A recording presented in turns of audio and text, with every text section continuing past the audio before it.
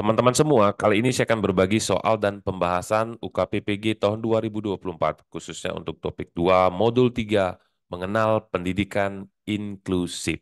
Untuk kemajuan kita bersama, mari saling dukung channel ini dengan cara klik subscribe, like, comment, and share video berikut ini. Oke, kita masuk ke soal yang nomor 1.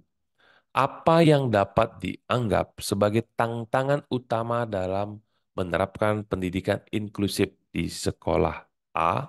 Memisahkan peserta didik berkebutuhan khusus. Bukan ya. Nomor B. Meminimalkan peran guru dalam kelas. Bukan ini tantangannya.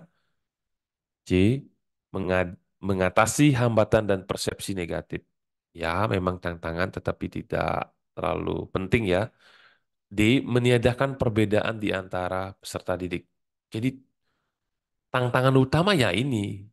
Jadi kita seolah-olah meniadakan perbedaan di antara peserta didik. Atau dalam hal ini kita menganggap semua peserta didik itu sama. Padahal setiap peserta didik itu adalah unik. Jadi memiliki kebutuhan sendiri, memiliki minat sendiri, kemudian bakat, persepsi, gaya belajar, pengalaman, dan lain sebagainya. Jadi tantangannya ya ini ya, menyediakan perbedaan di antara peserta didik ya. Jadi sekali lagi teman-teman bahwa salah satu yang dianggap sebagai tantangan utama menerapkan pembelajaran inklusif adalah cara untuk meniadakan perbedaan di antara peserta didik. Karena pada dasarnya pendidikan inklusif merupakan pendidikan untuk semua siswa, di mana tidak ada diskriminasi dan sangat mengindahkan keragaman yang ada di lingkungan belajar.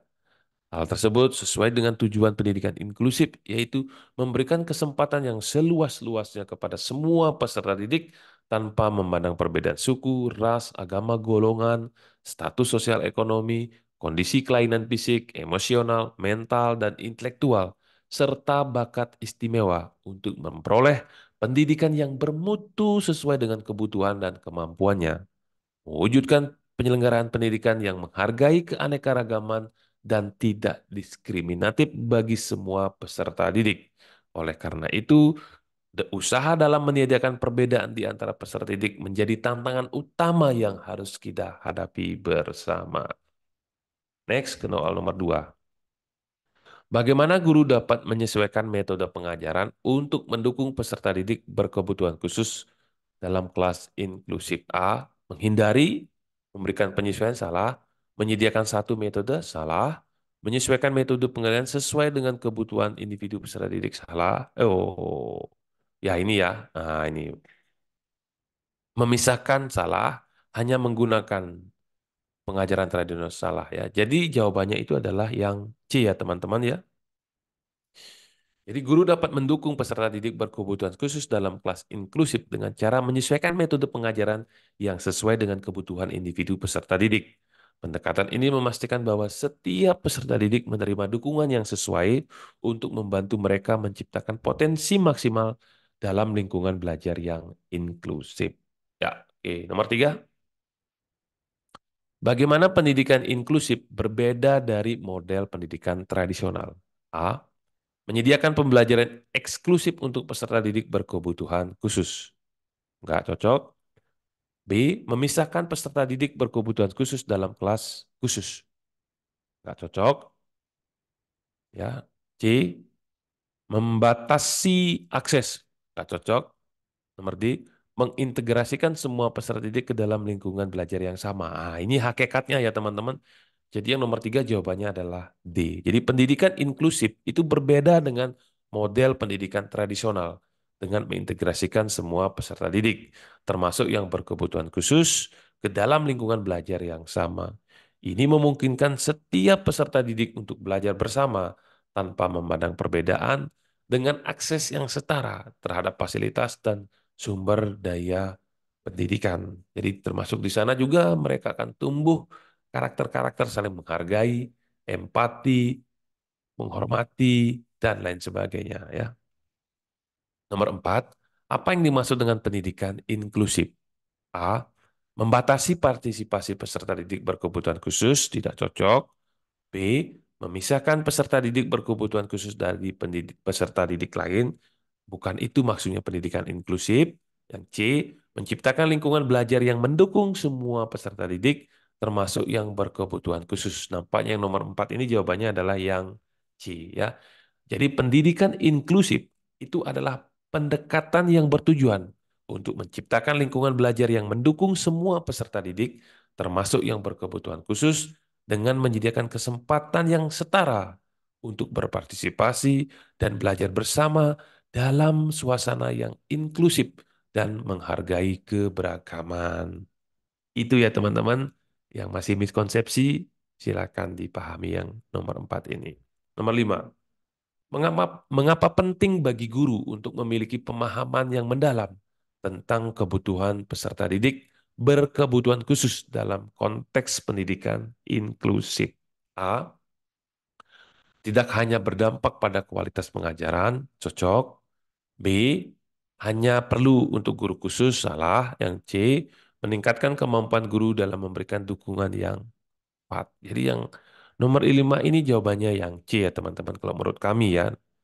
Jadi penting bagi guru untuk memiliki pemahaman mendalam tentang kebutuhan peserta didik berkebutuhan khusus dalam konteks pendidikan inklusif karena sekali lagi dapat meningkatkan kemampuan guru dalam memberikan dukungan yang tepat.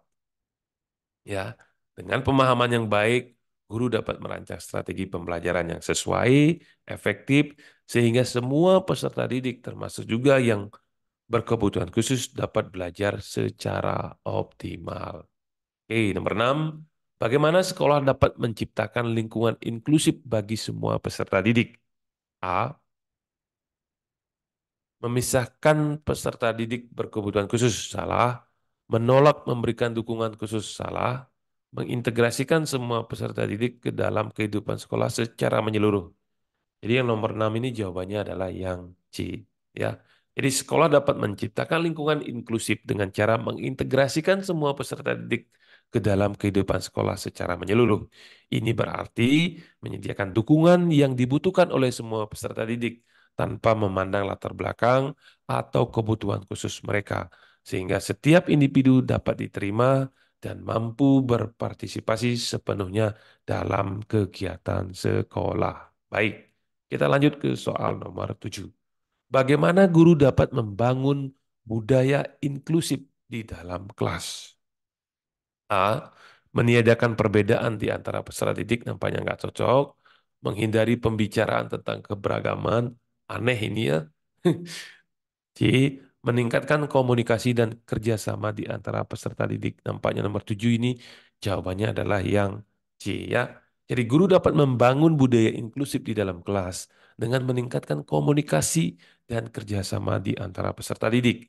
Hal ini tentunya dapat mendukung bagaimana menciptakan lingkungan yang menghargai perbedaan, mendukung partisipasi semua peserta didik, dan mendorong mereka untuk belajar bersama dengan saling menghormati dan bekerja sama. Baik, soal nomor 8. Apa yang menjadi tujuan utama daripada pendidikan inklusif? A. Meniadakan perbedaan, salah. Meningkatkan prestasi akademik, bukan. Memberikan pendidikan inklusif bagi peserta didik khusus, bukan untuk yang berkebutuhan khusus saja ya. Nomor D. Menciptakan lingkungan belajar yang mendukung semua peserta didik. Jadi jawabannya yang nomor 8 adalah D ya.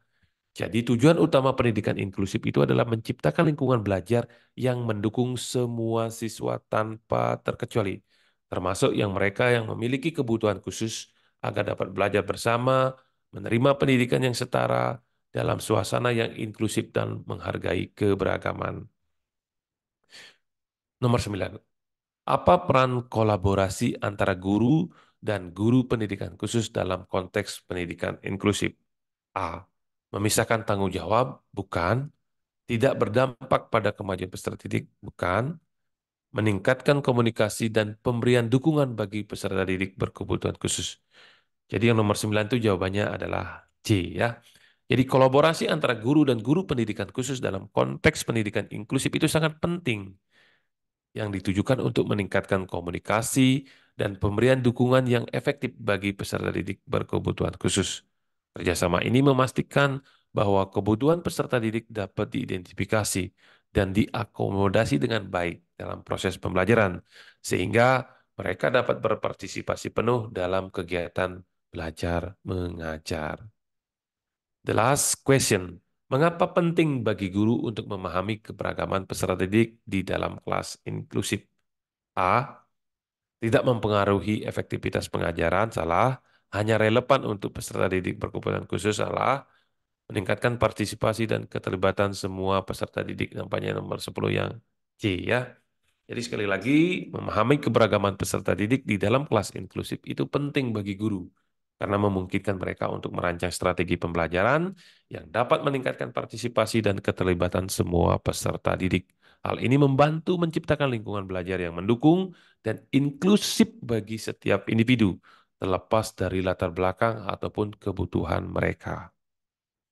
Jadi inilah hakikat daripada pendidikan inklusif ya teman-teman. Sekali lagi, terima kasih atas partisipasinya.